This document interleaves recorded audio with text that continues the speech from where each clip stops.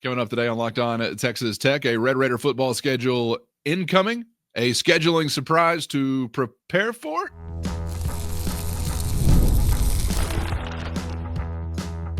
You are Locked On Texas Tech, your daily podcast on the Texas Tech Red Raiders. Part of the Locked On Podcast Network, your team every day. Great to be with you again on Locked On Texas Tech on the Locked On Podcast Network, your team every day, always free and available on YouTube or anywhere you get podcasts. And thanks as always for making us your first listen. Today's episode brought to you by FanDuel. From the first whistle to the final drive, FanDuel makes the NFL playoffs even more exciting. And right now, new customers can bet $5 and get $300 in bonus bets if you win your first bet. So visit FanDuel.com to get started. With the only Chris Level, I'm Casey Cowan. Chris, great to be back with you as we are nearing the end of the week. Another Red Raider game day to get to coming up this weekend. We'll set the table for that, Tech and Arizona, on an upcoming episode. And want to spend some time today talking Red Raider football and really college football at large, as we'll get to a couple of proposals being floated, new ideas affecting a couple of different areas that have been discussed this week. And also, I wanted to kick off the conversation talking about something that maybe we're discussing, I don't know, next week, 2 weeks, 2.5 weeks, the possibility of a football schedule for Texas Tech in 2025 being revealed. Are you hearing anything to indicate that we could be near there, or is it sort of a foggy science to nail down?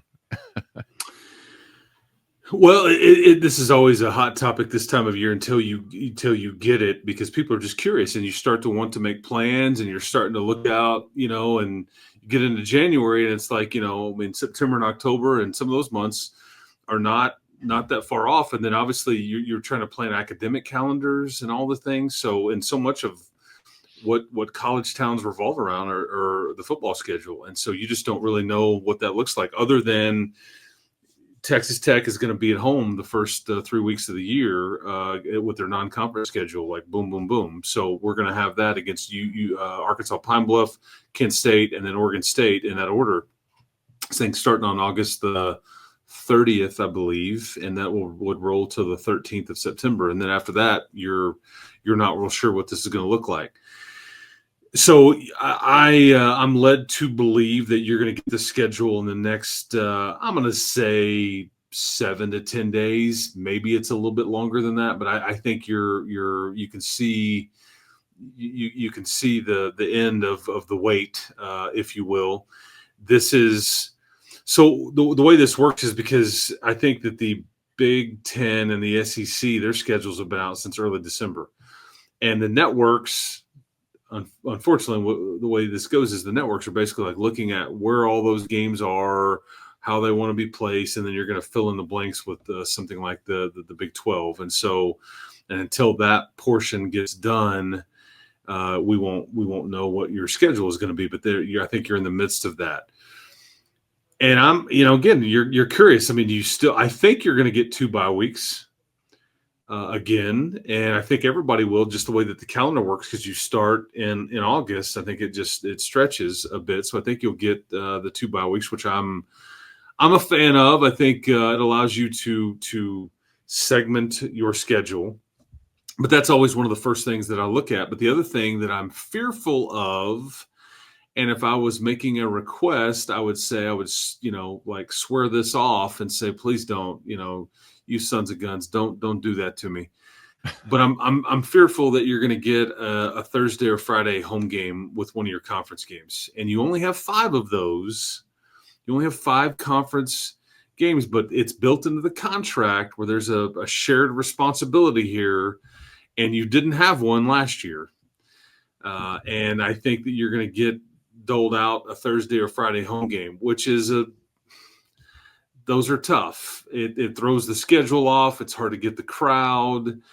And I mean, it's going to be really interesting if it's a Friday night home game and the king of the high school coaches and Joey McGuire is going to have to get up there and say, I'm sorry. That's going to be just a weird PR issue there with we focus on high school football as much as anybody, right? And in this part of the state, and so I don't know what you're going to get. If I was getting a Friday home game, my wish would be that it was the Friday after Thanksgiving. If you're going to have a Thanksgiving home game, like put it on one of those kind of holiday type scenarios to where everything's kind of thrown off anyways.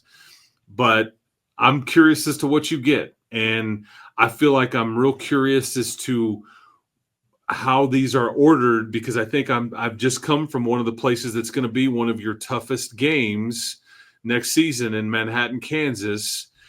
And I think your other tough road game, or toughest, if we want to rank them, is going to be when do you get sent to Tempe? Because Arizona State's all of a sudden bringing a lot back, and Jordan Tyson's back, and they're bringing a lot back, and they're going to be a bit of a favorite. And you go to Tempe. So when are those? And heaven forbid they're back to back, or do you get a bye week before it? I mean, there's all kinds of questions that we'll want to look at, but that's what I would offer up as we start to talk about this subject. Yeah, pretty interesting schedule for 2025. I think particularly what you could be facing on the road. If you need the reminder, within conference play coming to Lubbock, you'll get BYU, Kansas, Oklahoma State, and UCF. And then you will visit Arizona State, Houston, Kansas State, Utah, and West Virginia. You mentioned Arizona State. We know what that challenge it could be like. K-State, always expected to be a challenge. Utah, the program that many may be most curious about to see what they're like next year after such a disappointing experience. And I would beware of a challenge whenever you visit the Utes next year. And, the road trip to Morgantown can always be tough as well. So the majority of the heavy lifting, I think competitively, and added to it the road layer to be done away from Jones Stadium. And that's not to diminish what you got coming competitively to your house. Obviously, BYU, one of the best teams in the league and across the league last year. I mean, you tell me, is that – I think that's highly anticipated. I think there's a little juice there. I think they were really good.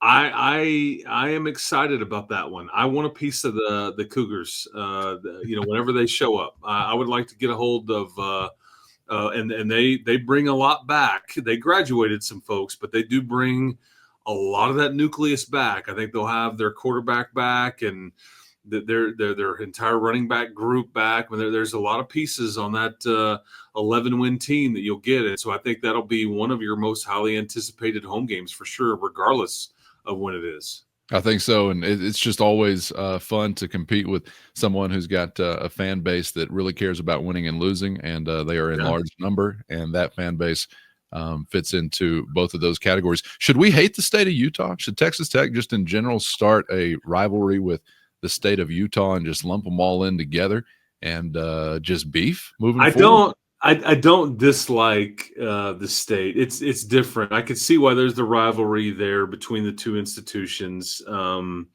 We know what Utah's fans were saying, and they've got like third and fourth helpings of the humble pie in this last 6 to 7 months since this academic year started with football and now basketball, and that obviously that'll be a trip that you have to make going up to Rice Eccles. I saw that stadium. We stayed at a hotel right by it, and it's interesting. But I say let's hate them. We could. I will say this. I now have, whereas maybe before. Okay, so this is where I'm at on it. I think as before, I didn't really have an opinion of BYU and Utah. I was kind of in the same boat, I think. Yeah. And now I do. I feel a certain way. And I think that, to your point, that tells you kind of what you want to know. And that's a good thing. Hey, we hadn't even got started with Utah. I mean, we got one basketball game. We hadn't even played a social media beef. So yeah, that's right. So we can hear. Yeah. Maybe we'll ponder that on a future episode. Should we hate the state of Utah and its institutions of higher education? And I might just beef with you as well, Utah State, for kicking off that whole Matt Wells timeline we had to endure. By the way, did you know, are you familiar? I mean, look, there's a lot of trash television out there. And I think those of us that are married, both you and I are probably the females in the households, they'll dabble in some trash TV, like some of the real housewife type Kardashian scenarios, right? Below deck in Australia. Okay, I had no idea about the show Real Wives of Mormon Lives or something. I'm probably botching it, but it's Nice title. I like that. Yeah, it's Real Lives of Mormon Wives or something. Anyway, Big Cat probably. I had no idea about. I was like, that can't be a real thing. Yeah, sure enough, Hulu will tell you. No, we've got eight episodes of it. So get you a gander. Yeah, I had some people reaching out to me about that deal, and I watched the trailer for the first episode, and it's quite bizarre, all of it. So maybe, yeah. So that, I don't know. What else would you imagine? I don't know where I'm going with all that, but we're talking about Utah. We were talking a Big 12 football schedule. I know. Mormon reality television. Yeah, that's right. Shout out to the state of Utah. I'd love to beef with you, in a sports hate kind of way, but it takes two to tango. So maybe we mix in a couple of AA batteries and we get something cooking later on this year in the fall. We'll see. We got a crack at both of them coming up this next time around. So now you won't be surprised if you get hit with a Thursday or a Friday night, or might have been surprised otherwise. But since you were dialed into Locked On Texas Tech, you can prepare yourself, because maybe going to be coming down the pipe, and maybe fairly soon. So stay tuned, and we'll chop it up whenever we do have that information to process. Chris, kind of stepping away from Texas Tech specifically, although obviously they are impacted by these things. But before we're out of here, I wanted to get into some of these proposals or new ideas that have been floated this week. First, today's episode brought to you by FanDuel. From big upsets to game-winning drives, the NFL playoffs are better with FanDuel. And right now, new customers can bet $5 and get $200 in bonus bets guaranteed. That's $200 in bonus bets, win or lose. The FanDuel app giving you everything you need for live betting, same-game parlays, and a whole lot more. Just visit FanDuel.com to join today and get started with $200 in bonus bets. That's FanDuel.com, and make this playoff season unforgettable with FanDuel, an official sportsbook partner of the NFL. These ideas impact a couple of different areas. Just want to hone in on two specifically for the sake of today's conversation. And I think of different levels of significance, obviously, as far as these two will get to. And we'll start with the most significant, that being an impact to the transfer portal and its window. Apparently a proposal coming about as a result of conversations among the American Football Coaches Association conference to move the transfer portal potentially to a 10-day window that would take place in early January after bowl games, and could potentially see the elimination altogether of the spring transfer portal window. That would exclude graduate transfers, according to some of the reporting, but taking away a spring window possibly and adjusting what we see here to a 10-day window in early January. So just one idea. I'm sure there will be many that are discussed. What do you think about that potential shift, or potentially what else could come into vision as you kind of massage this thing? Because we know it's going to change, I think, but just what it'll look like, still a bit of a mystery.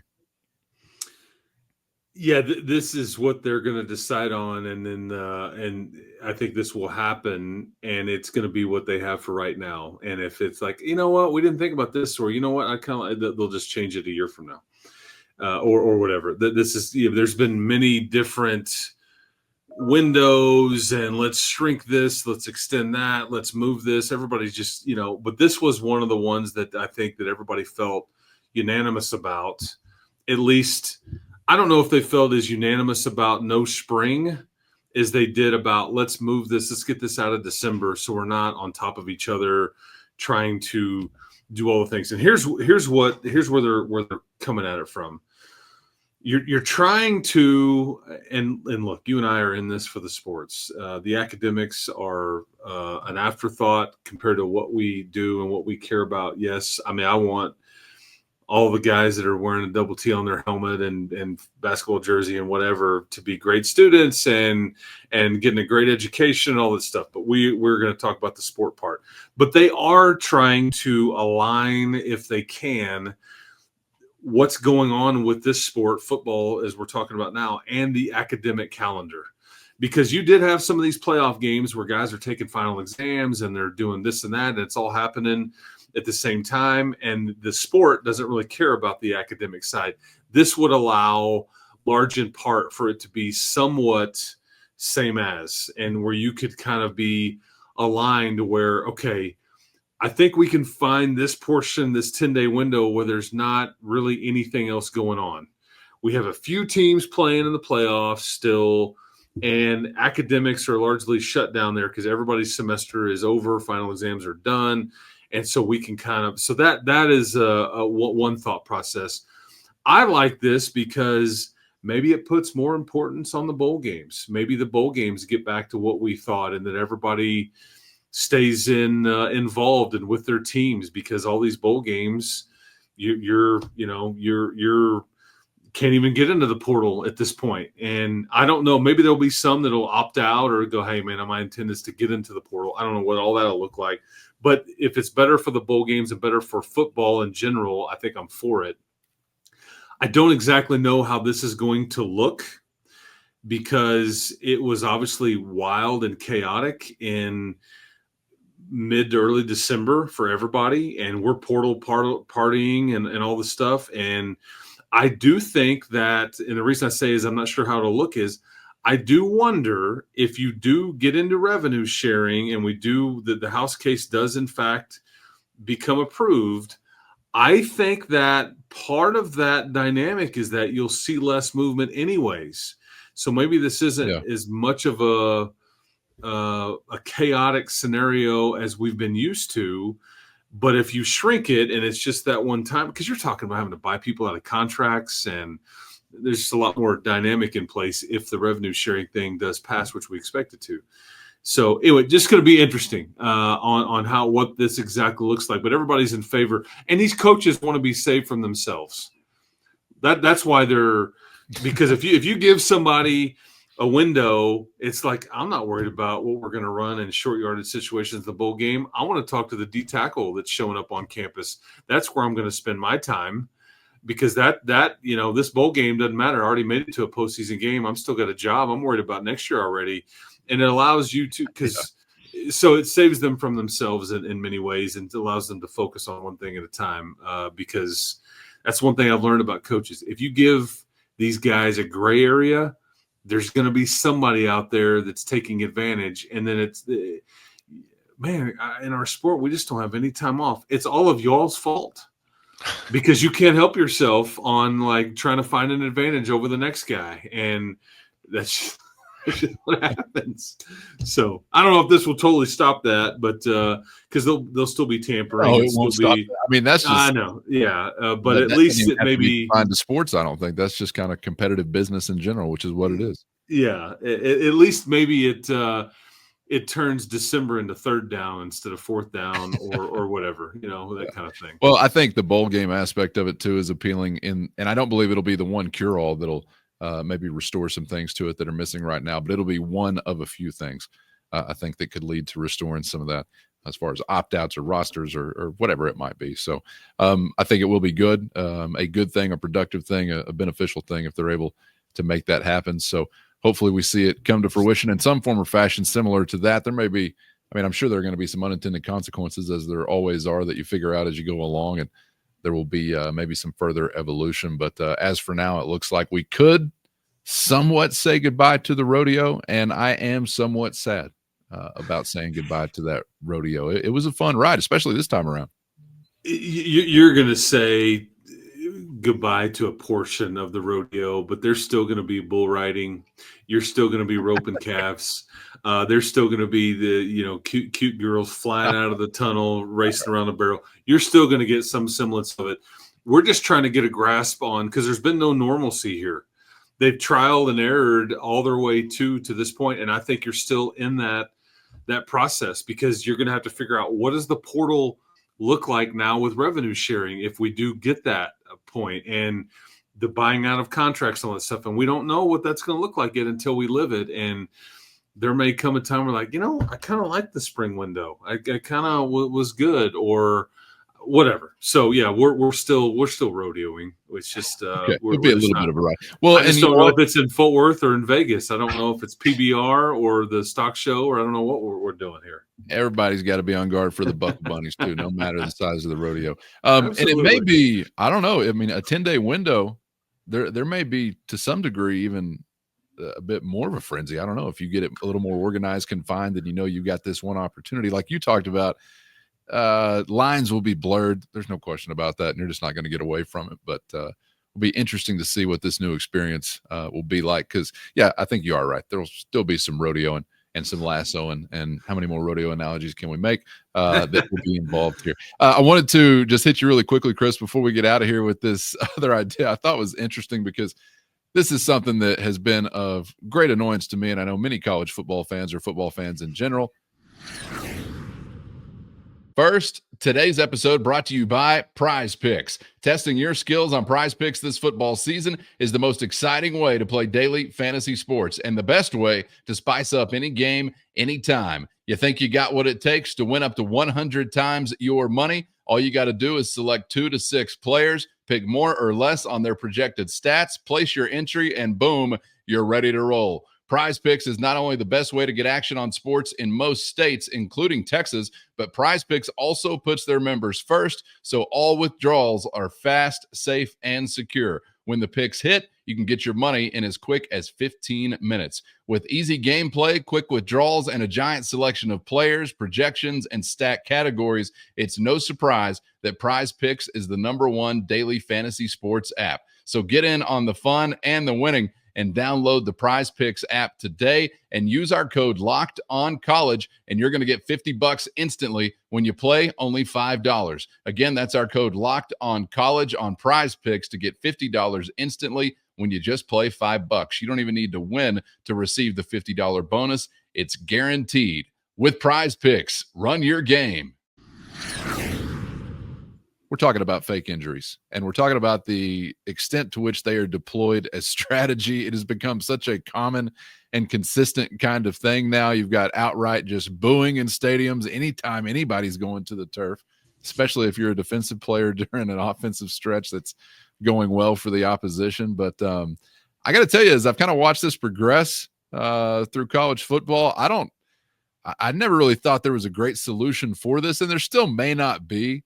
But let me tell you what they are considering at this point in time, and just an idea that's being tossed around. But there's thought now of an injured player being forced to be sidelined for the rest of the drive, or a coach being able to use a timeout to reinstate said player on that drive. And man, there's a big portion of that I'm uncomfortable with, and then there's another portion of that where I think, I don't know, maybe it de-incentivizes some of what we've seen, man. What a wild thing to consider if you'd have told a football fan maybe of 25, 30 years ago that we'd be having to think about something like this. And unfortunately, it's because people, and I don't know, probably at some level, every program in the country has taken advantage of this gray area and stopped a drive, slowed it down. And there are legitimate injuries, but I think you and I watch plenty of football, and we, especially in the college game, and I think high school dabbles in this as well too. We would be right in speculating aloud that, interesting. Not sure if that's and so that's what sucks for the for the legitimate injuries. If somebody legitimately did just get dinged up and they have to come out, if they're good to go to come back in, it's one of your better players and all that stuff. I'm for this. I think it really would. I don't know if this is actually going to happen. They had brought this up. I think it was tabled, or they just didn't really get into it just yet. I don't know how quickly we'll see this implemented, or if we will. But I think that this is kind of no-brainer type stuff. There's no way to actually police unless you have a lie detector test out there and go, are you really hurt? Or are you just injured?